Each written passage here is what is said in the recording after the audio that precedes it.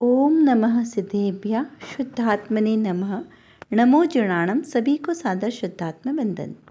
आज आषाढ़ शुक्ल चतुर्दशी का यह शुभ मंगल पावन दिवस है और शाश्वत पर्व अष्टानी का पर्व तो अभी हमारे चल ही रहे हैं और उसके साथ ही आज अष्टमी, जो अष्टमी स्वयं में भी एक शाश्वत पर्व है और अष्टानी का ये भी शाश्वत पर्व है। तो ऐसे दो पर्व आज एक साथ यहाँ पर हम मनाने जा रहे हैं और इस पावन प्रसंग पर जो आज हमें संदेश प्राप्त हुआ है, चलिए पहले हम इस संदेश पर थोड़ी सी चर्चा करते हैं। पढ़ते हैं आज का संदेश। काल अनादि है, जीव अनादि है। जीव ने दो वस्तु और पर्याय प्राप्त नहीं किए, जिनराज स्वामी और सम्यक्त्व। जिनराज स्वामी मिले परंतु उन्हें पहचाना नहीं। क्या कहा यहाँ पर? और सम्यक अभी तक हमें प्राप्त नहीं हुआ। तो देखिए, इस संदेश में यह बताया जा रहा है कि हमारे इस जीव की यानी मेरी क्या भूल रही है कि हमारे को संयोग तो अनादिकाल से मिले, जिनराज स्वामी मिले, लेकिन हमने सम्यक्त भी ग्रहण नहीं किया। सम्यक्त को ग्रहण नहीं किया, ये कैसे पता चलता है कि हमने आज तक सम्यक्त नहीं ग्रहण किया? क्योंकि क्या कहा जाता है कि सम्यक्त के साथ जीव अर्धपुद्गल परावर्तन तक घूम सकता है। तो अर्धपुद्गल परावर्तन में हो सकता है ये हमारा कोई आखिरी वाले भाव हो, तो उस वजह से हमें अभी और घूमना पड़ रहा है, ऐसा भी तो हो सकता है ना। लेकिन यहाँ हमें इस प्रकार से प्रमाणित होता है कि यदि पूर्व में हमने सम्यक्त धारण किया होता तो हम पंचम काल में जन्म नहीं लेते। हाँ, उसकी नियम है, ऐसे सम्यक्त की महिमा है कि जो सम्यक दर्शन प्राप्त कर लेता है वो नरक तिर्यंच गतियों में नहीं जाता, नपुंसक नहीं बनता, फिर स्त्री नहीं बनता, पंचम काल जैसे निकृष्ट काल में जन्म नहीं लेगा, दरिद्र नहीं होगा। तो इस प्रकार से उसकी महत्व है। अब ऐसा कहते हैं कि अगर पूर्व में आपने आयु का बंध बांध लिया हो तो आपको मनुष्य बनना पड़ेगा ना। तो उस समय उस ऐसी कंडीशन में क्या होता है कि जब अगर जीव ने पहले ही आयु कर्म बांध लिया हो और बाद में उसने सम्यक्त ग्रहण किया तो वो जीव भोग भूमि का जीव बनता है। अगर तिर्यंच गति का बंद कर लिया है तो वो तिर्यंच गति का जीव बने, वहाँ भोग भूमि का तिर्यंच बनेगा। यदि नरक गति का पहले बंद कर लिया होगा तो वो जीव बाकी के दूसरे नरकों में नहीं जाएगा, सिर्फ तीसरे नरक तक ही जाएगा। इस प्रकार से यहाँ समझना, अगर देवगति का पूर्व में बंद कर लिया है तो वो भवनत्रिक में उत्पन्न नहीं होगा। सम्यक दृष्टि जीव भवनत्रिक में उत्पन्न नहीं होते। अब ये भवनत्रिक क्या है? तो व्यंतरवासी, ज्योतिषीवासी और भवनवासी, ये इन गतियों में, इन भेदों में वो नहीं जन्म लेगा। क्यों? क्योंकि यहाँ पर जीव मिथ्या दृष्टि जीव नियम से जन्म लेते हैं। सम्यक दृष्टि जीव कल्पवासी यानी वैमानिक देवों में उत्पन्न होते हैं। तो यहाँ पर ये हमें समझना है कि सम्यक्त उपशम सम्यक्त तो बार बार हो सकता है, लेकिन छायिक सम्यक्त सिर्फ 3 भाव में नियम से मोक्ष, या तो उसी भाव में भी जा सकते हैं या फिर अधिक से अधिक 3 भाव, और वो होता है तीर्थंकर भगवान के पादमूल में। तो ये तो क्लियर है कि वो तो हमें हुआ ही नहीं है। अब उपशम सम्यक तो अगर हुआ होगा तो वो भी कैसा हुआ होगा? वो आंशिक, क्योंकि अभी हम देखते ना कि अभी हमारी रुचि धर्म में है, हम अपने लक्षण खुद पहचानना है, हमें किसी और के लक्षण नहीं पहचानना।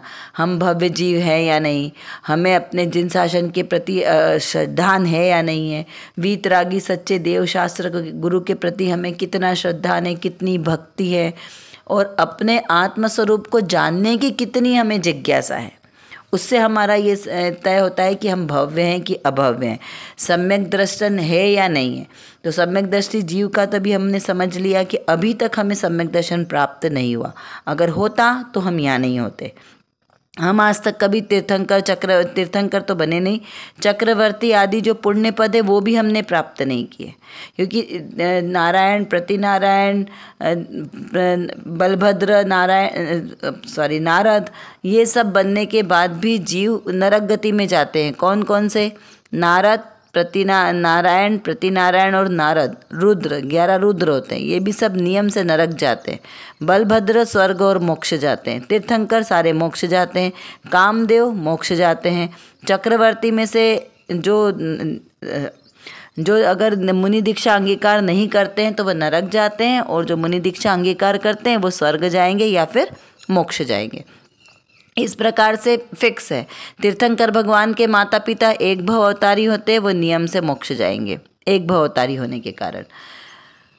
अब प्रश्न ये उठता है कि हम इनमें से तो कभी आज तक हमने ये वाले कोई पद प्राप्त नहीं किए, क्योंकि अगर वो भी पद रुद्र भी जैसे बनते हैं, वो जो नियम से नरक जाते हैं, बहुत अधर्मी होता है, प्रतिनारायण अधर्मी होता है। लेकिन फिर भी जो पुराण पुरुष हैं वो कभी न कभी मोक्ष जाएंगे निकट भव में। वो उस समय भले नरक जाएंगे, लेकिन नरक से निकल कर वो कुछ पर्याय और धारण करके मोक्ष को प्राप्त करेंगे, ऐसा विधान है। क्यों? क्योंकि वो भी हम इसलिए नहीं बने क्योंकि अगर वहाँ से निकल के आते तो हम पंचम काल में जन्म नहीं लेते। हमारी मेन हमारी क्या बोलते हैं ना, पहचान क्या है कि हमने पंचम काल में जन्म लिया। तो पंचम काल में जन्म लिया, इसका मतलब है कि अभी हमारा भव का प्रारंभ चालू नहीं हुआ। जो हमारा जीवन की शुरुआत, वो अभी हमारी प्रारंभ नहीं हुई, क्योंकि जीवन की शुरुआत तो सम्यक दर्शन के साथ ही मानी जाएगी। सम्यक दर्शन के बिना तो अनादि काल से जन्म मरण किया है ना। काल अनादि है, अनादि का काल है, यानी बहुत बहुत पहले से चलता आ रहा और आगे तक चलता रहेगा। और जीव भी कैसा है? अनादि है, अनादि से है जीव, आज कोई नया नहीं बना। अनादि से जीव है और अनादि से जीव रहेगा। पर किस अवस्था में रहेगा, कौन कौन से गुणों को धारण करके रहेगा, कौन कौन सी पर्यायों को धारण करेगा। तो यहाँ पर ये समझना है कि जो जीव स्वभाव है मेरा, उस जीव स्वभाव के आधार से मैं अनादि अनंत हूँ, क्योंकि जीव अनादि से है और अनादि तक रहेगा। अनादि अनंत, जैसे सिद्ध भगवान अनादि अनंत हैं, हमेशा उनका जीव द्रव्य अनादि अनंत हो गया, क्योंकि अनादि से था और अब अनंत काल तक जीव द्रव्य स्वभाव में ही रहेगा। अब इसमें ना 3 शब्द आते हैं, अनादि अनंत, सादी अनंत, सादी शांत, ऐसे 3 प्रकार से। और अनादि और शांत, तो यहाँ 4 हो गए। तो यहाँ पर क्या क्या समझना, अब अनादि शांत, इसको किस तरीके से लेना कि जीव का मिथ्या दर्शन कहाँ से था? अनादिकाल से था। क्योंकि अनादिकाल से जीव है, लेकिन कैसा है? मिथ्या दृष्टि है। तो अनादिकाल से तो जीव मिथ्या दृष्टि था, लेकिन अब कैसा है? शांत। जैसे हम अपना विचार करें कि हम अनादिकाल से तो मिथ्या दृष्टि थे, लेकिन अब हमें जिन शासन समझ में आया, अपना आत्मा का स्वरूप समझ में आया, और अब हमने सम्यक दर्शन प्राप्त कर लिया, तो हमारी मिथ्यात्व की संतति यहाँ पे खत्म हो जाएगी। तो अनादि शांत, ये हुआ जीव का एक रूप, अनादि अनंत, अनादि शांत। अब हुआ सादी और अनादि, सादी और अनंत। तो सादी अनंत कैसा है? अभी हमने सम्यक दर्शन प्राप्त कर लिया है ना, उसमें हमारा क्षयिक सम्यक तो हो गया। तो अब यहाँ से हमारा ये चालू हुआ, और कब तक चलेगा ये सम्यक दर्शन? अनंत काल तक, क्योंकि सिद्ध पर्याय कैसी? अनंत काल तक है ना। तो यहाँ से हुआ सादी अनंत, और एक हुआ सादी शांत। यानी कि पर्याय अपेक्षा से देखें तो अवधि ज्ञान है, मन पर्याय ज्ञान, ये सब कैसे हैं? ये भाव में उत्पन्न होते हैं हमारी आत्मा की विशुद्धि के साथ, है ना। तो यहाँ पर अवधि ज्ञान और मन पर्याय ज्ञान जो उत्पन्न हुआ, और वो कैसा है? शांत भी हो जाएगा। सादी शांत, शांत कब हो जाएगा? जब केवल ज्ञान की दशा उत्पन्न होगी। तो केवल ज्ञान के साथ ये सारे ज्ञान नहीं होते, मति ज्ञान, शुद्ध ज्ञान, इनका अभाव, क्योंकि एक में ही सारे ज्ञान समाहित हो जाते, तो उस अपेक्षा से इसे कहेंगे सादी शांत। तो इस प्रकार काल की गणना यहाँ पर करते हैं जीव के परिप्रेक्ष्य में। तो जीव 2 वस्तुओं को उसने अभी तक प्राप्त नहीं किया। जीव तो जीव द्रव्य है, उसने क्या नहीं किया? जिनराज स्वामी। जिनराज स्वामी कौन सा है? जिनालय में जाओ तो वहाँ पे अरिहंत भगवान की प्रतिमा है, वो जिनराज, और एक मैं स्वयं जिनराज, कि मैंने अभी अपने आत्म स्वरूप को नहीं जाना, पहचाना, और सम्यक, तो 2 चीज़ों को प्राप्त नहीं किया। क्योंकि अगर सम्यक तो प्राप्त कर लेते तो हमारा संसार में परिभ्रमण सीमित हो जाता। हमने अभी तक समाधि मरण भी बहुत ही श्रद्धापूर्वक, तो जो सही रीति से किया जाता ना, वैसे ही नहीं किया। समाधि मरण तो किया होगा, क्योंकि कई बार हम मुनि बने। आगम में उदाहरण आता है कि कितनी बार हम मुनि बने। तो हमारे अभी तक हम जितनी बार मुनि बने, आरिका बने, हमारे पीछे कमंडल सारे इकट्ठे कर लें अगर एक साथ, तो एक सुमेरु पर्वत जितना बन जाएगा, इतना ढेर लग जाएगा। यानी सुमेरु पर्वत कितना है? बहुत लंबा है। तो इतना बड़ा सुमेरु पर्वत यदि बन जाता है, अभी हम उसके योजन के विस्तार में नहीं जाएंगे कि बहुत बड़ा विषय हो जाएगा करणान योग का विषय, अभी हम शॉर्ट में ही समझते हैं।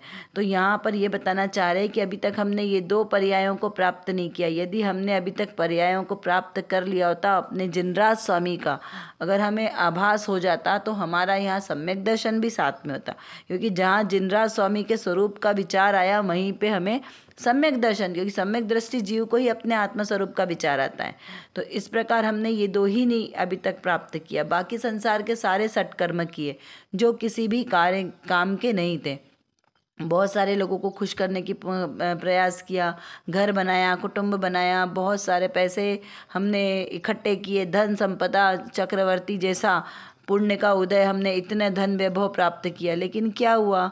कुछ नहीं, क्योंकि ये सब कभी काम आने वाले नहीं है, ये हमारे साथ कभी जाते नहीं है, ये भव के साथ सब खत्म हो जाता है। ज्ञान भी क्षयोपशम ज्ञान इतना बढ़ाया, द्वादशांग का ज्ञान कर लिया, लेकिन वो भी कुछ कार्यकारी नहीं है, क्योंकि द्वादशांग के पाठी तो द्रव्यलिंगी मुनिराज 9वें ग्रह तक चले जाते हैं, लेकिन फिर भी संसार में आ जाते हैं। तो वो सब चीज़ें कोई कार्यकारी नहीं है। अगर कार्यकारी है तो एकमात्र सम्यक दर्शन कार्यकारी है, और सम्यक दर्शन के साथ जो हमने अपने स्वरूप का विचार किया, जिनराज स्वामी का विचार किया, वो हमारे सच्चे सुख का साधन है। उसी के आश्रय से हमें मोक्ष की प्राप्ति होगी। इस प्रकार इसको समझना है। चलिए आज की रत्नकणिका देखते हैं, उसमें कौन सा प्रश्न यहाँ पर किया है। यहाँ पर श्रोता ने प्रश्न किया है कि स्थूल उपयोग को सूक्ष्म करके अंतर में जाने की विधि क्या है। देखिए कितना अच्छा प्रश्न है कि उपयोग को क्या कहा कि आप अपनी आत्मा को कैसे जानोगे, पहचानोगे, तो भाई उपयोग को सूक्ष्म करो। अभी आत्मा का स्वभाव क्या है? ज्ञान दर्शन स्वभाव है, और जानना देखना उसका स्वभाव है, तो वो तो जानने देखने का ही कार्य करता है ना। और ज्ञान दर्शन के व्यापार को क्या कहा? उपयोग यानी कॉन्शियसनेस। तो ये जो कॉन्शियसनेस हमारा ये जो उपयोग है वो कैसा है? ज्ञान दर्शन स्वभाव वाला है। तो कहा कि इसको सूक्ष्म करके देखो। तो सूक्ष्म कैसे करके देखें? कोई लकड़ी है क्या जिसे छील छील कर पतली कर दी जाए? तो ऐसे स्थूल वस्तु को सूक्ष्म करना है तो कैसे करें? अरे हमें कोई बारीक चीज़ देखनी है तो हम क्या करते हैं? माइक्रोस्कोप लगा के उसको और सूक्ष्म चीज़ों को भी देख लेते हैं। तो क्या किस प्रकार कहा कि सूक्ष्म करके देखना? फिर कहा कि अंतर में जाने की विधि क्या है? तो अंतर में कहाँ जाएं? कोई बिल है क्या जिसके अंतर में प्रवेश कर लिया जाए? या कोई मुनिराज की गुफा है जो हम कहते हैं कि इसमें अंदर प्रवेश करके जाकर देखें अंदर? तो ऐसा क्या है? आत्मा के अंदर यहाँ कैसे जाएं? आत्मा तो कहा है कि इस पूरे शरीर में सर्वांग में आत्मा विराजमान है, ठीक है। तो ये पूरे शरीर में कहाँ से जाकर देखें हम कि अंदर आत्मा है? कैसे जाए अंदर? जब डॉक्टर ऑपरेशन करते हैं तो वो अंदर देखते हैं चीड़ फाड़ करके सब, तो उनको तो आत्मा दिखाई नहीं देता, तो हम कैसे देखें कि अंदर आत्मा है? कितना अच्छा प्रश्न किया श्रोता ने।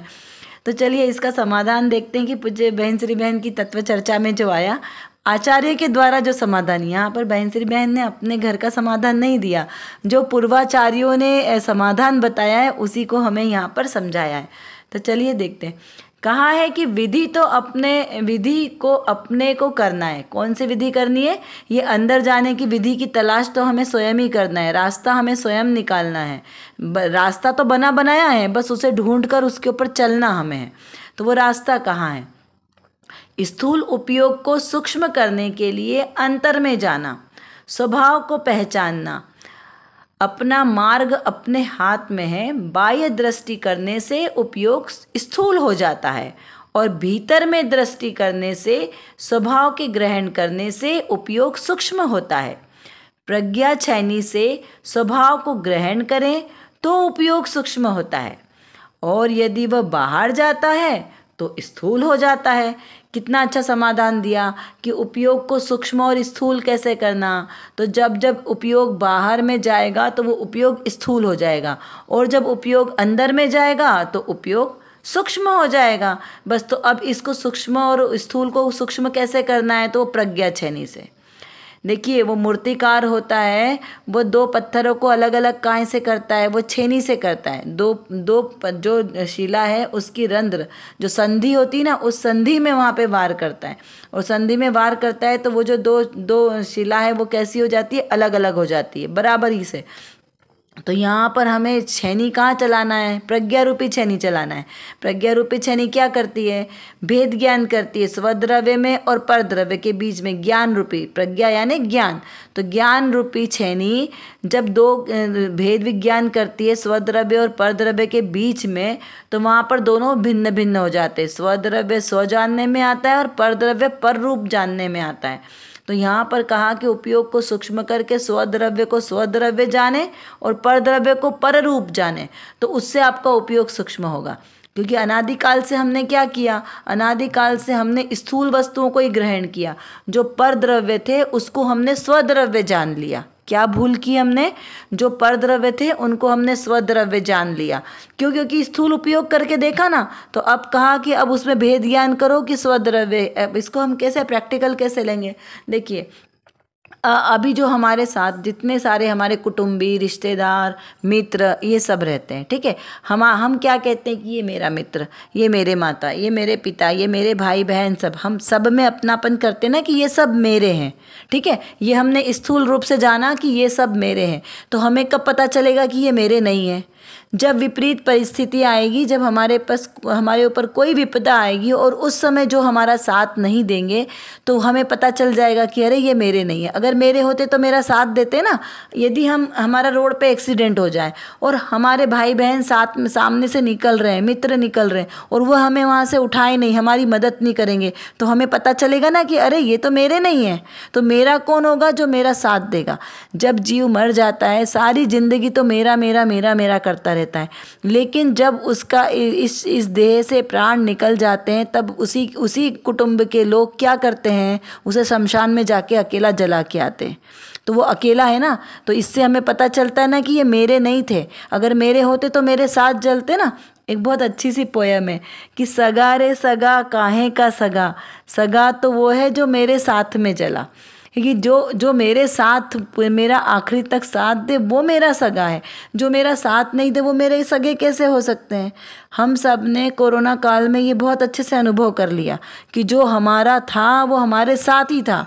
मेरा आत्मा जो मेरा था वो मेरे साथ हमेशा बना रहा, और जो मेरा नहीं था वो हमारे पास भी नहीं आए, ठीक है ना। तो इस प्रकार हमें यहाँ पे समझना है कि ये जो सारे परद्रव्य हैं वो मेरे नहीं है। अब शरीर भी मेरा क्यों नहीं है? क्योंकि शरीर भी मेरा होता तो अनादिकाल तक मेरे साथ रहता ना। जीव कैसा है? अनादि अनंत है। तो अनादिकाल से जब जीव है उसके साथ अनादि से कर्म जुड़े आ रहे हैं, तो ये शरीर को भी उसके साथ जुड़ा रहना चाहिए ना। तो ये क्यों छोड़ के चला जाता है? कर्म क्यों छोड़ के चले जाते हैं? अगर ये हमारे हैं तो हमारे साथ रहने चाहिए ना। लेकिन हमें ये अनुभव है ना कि किस प्रकार से ये हमें छोड़ के चले जाते हैं। हमने अपने पूर्वाचार्यों को देखा, अनंत सिद्ध भगवंतों को देखा कि उनके साथ भी अनादिकाल से कर्म जुड़े थे, उनके साथ भी शरीर का संयोग था, लेकिन जब उन्होंने अपने स्वभाव का अवलंबन लिया तो ये सारे कर्म छूट गए, ये शरीर आदि सब परद्रव्य भी छूट गए।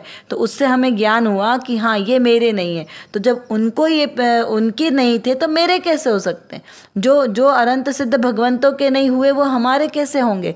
तो ये हमारे नहीं है, ऐसा हमें निश्चय होता है, श्रद्धान होता है। और यही श्रद्धान हमारे लिए करने योग्य। यदि हमें दृढ़ श्रद्धान नहीं हो रहा है ना, तो हमें यही श्रद्धान तो करना है। अभी हमें वचनों में जरूर आ गया है, ज्ञान में समझ में आ गया है कि सारे परद्रव्य मेरे नहीं है, ये शरीर भी मेरा नहीं है। जिसके श्रृंगारों में मैं अपना सारा जीवन व्यर्थ गंवाते हैं, पूरा दिन रात सुबह से शाम तक करते क्या है? इस शरीर को सुखी रखने के लिए तो सारे काम करते हैं। अगर ये शरीर को हमने कितना भी सुखी रखने का प्रयास करेंगे फिर भी ये सुखी नहीं रहेगा, क्योंकि इसमें सुख नाम का गुण नहीं है। तो ये सुखी कैसे होगा? ना तो ये स्वयं सुखी हो सकता है, ना हमें सुखी कर सकता है। तो मेरे आत्मा का स्वभाव है सुख प्राप्त करना, और मेरे ही आत्मा में ये सुख भरा है, तो मुझे अपने आत्मा के आश्रय से ही तो सुख प्राप्त होगा। इस शरीरादिक परद्रव्यों के आश्रय से मुझे सुख की प्राप्ति नहीं होगी। तो अब कहा उपयोग को सूक्ष्म कैसे करें? तो उपयोग को अपनी आत्मा में लगाओ, अपने अंदर में लगाओ। तो अभी अंदर में कैसे लगाएं? श्रोता ने प्रश्न किया है ना कि अंदर में जाएं कैसे? रास्ता तो दिख नहीं रहा है वहाँ पे। तो यहाँ पे कहा, आचार्य देव कहते हैं कि अंदर में जाने से मतलब है आप अपनी आत्मा के स्वरूप को जानो। आत्मा का स्वरूप जानोगे तब वो वस्तु प्रकट में आएगी। हम उसे आँखों से देखने का प्रयास कर रहे हैं कि वो हमें कहीं दिखे, रास्ता हमें कहीं दिखे, लेकिन वो अरूपी है ना, वो रास्ता दिखाई नहीं देता। अब बोले आकाश में मार्ग है तो देखो उसको, तो आकाश में मार्ग कैसा दिखेगा? आकाश के मार्ग के स्वरूप में दिखेगा। अब हम आकाश के मार्ग में अगर हम अपने धरती के मार्ग जैसा रास्ता ढूंढेंगे तो मिलेगा क्या? कि वहाँ एकदम बढ़िया शानदार सड़क बनी होगी और उसके ऊपर से जाएंगे, या फिर जैसे जंगलों में पगडंडी बनी होगी ऐसी कोई पगडंडी बनी होगी, तो क्या ऐसा कोई रास्ता है? अब देखना काल्पनिक सीरियलों में मोक्ष तक, स्वर्ग तक जाने का रास्ता बताते हैं, तो उसमें क्या बताते हैं? सीढ़ियाँ बना देते हैं और आसपास बहुत सारा धुआं धुआं दिखाते हैं कि इस प्रकार स्वर्ग में जाने की सीढ़ी है। तो क्या ऐसी कोई सीढ़ियाँ बनी है वहाँ पे? ये तो कल्पना मात्र है। ऐसी ना तो कोई सीढ़ी बनी है, ना तो कोई कंक्रीट का रोड बना है, और ना ही कोई जंगलों में जाने जैसी पगडंडी बनी है। वहाँ का मार्ग कैसा है? सहज ही प्राप्त होने वाला है, वो आंखों से दिखाई नहीं देता। ऐसे ही मेरे आत्मा के अंदर जाने का जो मोक्ष मार्ग है वो हमें आंखों से दिखाई नहीं देता, मात्र अनुभव गम्य, अनुभव से आता है। तो अनुभव मतलब क्या? जैसे हमने गुलाब जामुन खाया तो उसका हमें स्वाद आया ना, तो स्वाद आया, वो हम किसी को वचनों से बता सकते हैं? नहीं बता सकते। वो जो स्वयं खाता है उसको ही उस स्वाद का अनुभव होता है। तो वैसे ही जिसने अपने आत्मा को जाना, पहचाना, वही उसका अनुभव करता है कि वो सुख और वो आनंद क्या है। ऐसे बोलने से आनंद और सुख की बातें तो सभी धर्मों में की जाती है, लेकिन असली सुख कहाँ है हमें वो खोजना है, कि जो शाश्वत सुख है। सुख मतलब जिसके बाद कभी दुख हो ही ना, तो वो सच्चा सुख है। और जिसके बाद दुख हो, आकुलता हो, तो वो सच्चा सुख नहीं कहलाता। तो ऐसा सच्चा सुख हमें प्राप्त करना है। जब जब हमारा उपयोग ये बाहर के परद्रव्य मतलब शरीर के ऊपर या शरीर से संबंधित जितने भी हमारे संबंधी रिश्तेदार हैं, इनमें जाएगा, रुपया, धन, पैसा, चेतन पदार्थ, अचेतन पदार्थ, और हमारा ये शरीर एक क्षेत्र उगाए रहने वाला ये हमारा शरीर, मोह, राग, द्वेष रूपी परिणाम, और हमारी सम्यक दर्शन हो बोलो, चाहे केवल ज्ञान की पर्याय बोलो, ये जो भी ज्ञान की पर्याय है शुद्ध, इन सब पर्यायों पर दृष्टि जाएगी तो उससे हमारा उपयोग स्थूल होगा। क्या कहा? पर्यायों पर दृष्टि जाएगी, औदायिक भावों पर दृष्टि जाएगी तो उससे उपयोग स्थूल होगा। कि मैं क्रोधी हूँ, मैं मानी हूँ, मैं लोभी हूँ, मैं सुंदर हूँ, मैं असुंदर हूँ, ये सब कैसा है? उपयोग को स्थूल करने वाले। सूक्ष्म उपयोग करने के लिए मैं मात्र जानने देखने वाला हूँ, मैं मात्र ज्ञायक स्वभावी आत्मा हूँ, एकमात्र आत्मा। पर द्रव्यों का कर्ता, पर द्रव्यों का भोक्ता मैं नहीं हूँ। मेरा पर द्रव्य से किसी से भी मेरा एकत्व और ममत्व नहीं है। क्या कहा? एकत्व बुद्धि और ममत्व बुद्धि, ये जो चार प्रकार की मिथ्या बुद्धि ना, इन सब से रहित मैं एकमात्र शुद्ध आत्मा हूँ। जब इस प्रकार की हमें दृढ़ता होगी, इस प्रकार का श्रद्धान होगा, अनुभूति होगी, उसे कहते हैं उपयोग को सूक्ष्म करना। कि सारे संसार के, क्योंकि अभी भूमिका में है ना, तो सारे संसार के कार्य करते हुए भी स्वयं को अकर्ता मानना, कि मैं ना तो वाणी का करता हूँ, ना मैं किसी पदार्थ को ग्रहण कर सकता हूँ, और ना ही किसी पदार्थ का त्याग करता हूँ। क्यों? क्योंकि मैं अनंत शक्तियों का संग्रहालय, ऐसा त्यागो उपादान शून्यत्व शक्ति से परिपूर्ण हूँ।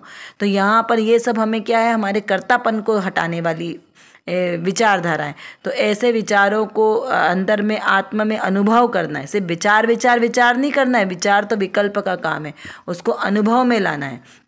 कि मात्र बोलने से आत्मा नहीं मिलता, ध्यान में हम शुद्धो, हम शुद्ध स्वरूपो, हम शुद्धोषी, बुद्धोषी, ये सब बोलने से नहीं मिलेगा, हमें इसको अनुभव करना पड़ेगा। क्योंकि बोलने से हमें हमारा पेट नहीं भरता, जब तक हम ग्रहण नहीं करेंगे भोजन को तब तक पेट नहीं भरेगा। तो इस प्रकार हमें अनुभव करेंगे तब हमारे आत्मा हमें पकड़ में आएगा। चलिए अब कुछ प्रश्नों के माध्यम से चिंतन करते हैं कि अंतर में जाना, इसका अर्थ क्या है? तर्क समान उसको सहित उसको सोचो कि कैसे अंतर में जाना है, उसका मार्ग कहाँ है। जीव अनादि से किस प्रकार जीव है और कब तक जीव रहेगा, इसका विचार करें। उपयोग क्या है, इसका विचार करें। उपयोग को सूक्ष्म कैसे किया जाता है। अंतर में जाना, इसका क्या अर्थ हुआ? कि अंतर में जाना मतलब वहाँ पे कोई मार्ग बना है, तो वो मार्ग कौन सा मार्ग है अंतर में जाने का, उस मार्ग की तलाश करें। कर विचार तो पाम, हम जितना विचार करेंगे उतना ही हमारा विषय क्लियर होगा, क्योंकि हमारे पास समय की कमी है और जानना बहुत ज़्यादा है। और किसको जानना है? अपने ही ज्ञायक स्वभाव को जानना है। तो जब तक हम अपने इस ज्ञायक स्वभाव को नहीं जानेंगे तब तक हमारा कोई भी कार्य सिद्ध नहीं हो सकता। तो एकमात्र जो मेरे अंदर मतलब मेरे आत्म स्वभाव में जो ज्ञान नाम का विशेष गुण है, इस गुण को एकमात्र अपने ज्ञायक स्वभाव को जानने में लगाएं तो निर्विकल्प दशा की प्राप्ति होगी। और इस निर्विकल्प दशा के ही आश्रय से हमें शाश्वत सुख की प्राप्ति होगी। तो वो शाश्वत सुख हमें प्राप्त हो, इसीलिए पुरुषार्थ करना आवश्यक है। उसके लिए व्यवहार से तो सच्चे वीतरागी देवशास्त्र गुरु का आश्रय लेना योग्य है, और निश्चय नय से मेरी निज शुद्धात्मा का आश्रय लेना ही सर्वश्रेष्ठ उपाय है। अभी के लिए बस इतना ही। विशेष चर्चा हम आगे की कक्षाओं में करेंगे। तब तक हम अपने आत्मस्वरूप को जानें, पहचानें और उसी में लीन रहें। इसी विशेष मंगल भावना के साथ आप सभी को सादर जय जिनेंद्र।